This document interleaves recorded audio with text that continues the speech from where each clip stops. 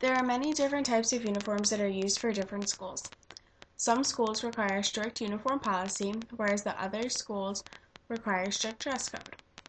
According to Genital, the use of school uniforms increased because of increasing concerns of safety in the urban school system students. Though this is not the only factor why uniforms were starting to be used in school systems, it has been said that school uniforms instill pride and self-esteem, help establish discipline, reduce violence and crime, and helps restore our public schools as places where our children can learn in safety, according to Dussel. This is along the lines of what I was told when interviewing admissions director of Andrean High School, Don Yankovic. The two schools that I really focused on are Andrean High School and Lake Central High School. Andrean High School is a school who requires uniforms to be worn by their students. Lake Central, on the other hand, does not require their students to wear uniforms. You may be asking, what do these students who attend these two schools get to wear? And that is a very good question. Andrean High School has their students wear uniforms purchased from only one provider, Rainbow Uniforms. They have a summer and winter clothing option. In an interview with Don Wolkovich, Andrean does not have air conditioning in their school, and because of that, the staff does not expect them to wear their winter uniforms, which is why summer uniforms were created.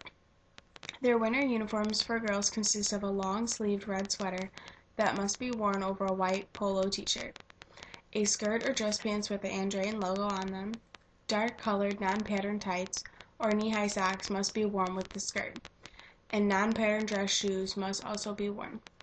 These girls are never allowed to wear flip-flops or boots during any point of the school day. For the boys, winter uniforms, they must wear dress pants that also have the Andrean logo on them, non-patterned dress shoes that are dark, and a gray fleece with a colored polo. The girls may also wear this, and only plain white shirts may be worn under the polo t-shirts. IDs must be worn on a lanyard, boy or girl, at all times during the day. The summer uniforms are a little different from the winter uniforms.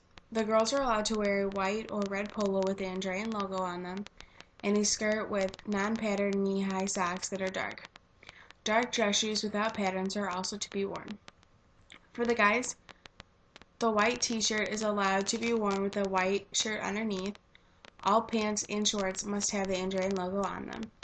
Gym shoes may be worn, but with white socks that are 2 inches above the shoes. IDs must be worn as well. Lake Central does not have a strict uniform policy. They do, on the other hand, have a dress code that must be followed. The girls are not allowed to wear low-cut shirts and that reveal any type of cleavage. Jeans are allowed to be worn, but there may not be holes above the knees. The skirts and shorts must be as long as your hands when placed at your side.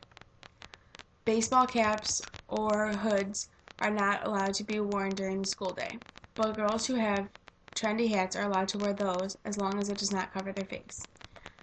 There are really no restrictions for the boys and what they are allowed to wear besides the baseball caps or hoods. In conclusion, uniforms are everywhere. They are in your work, your stores, and even sometimes your schools.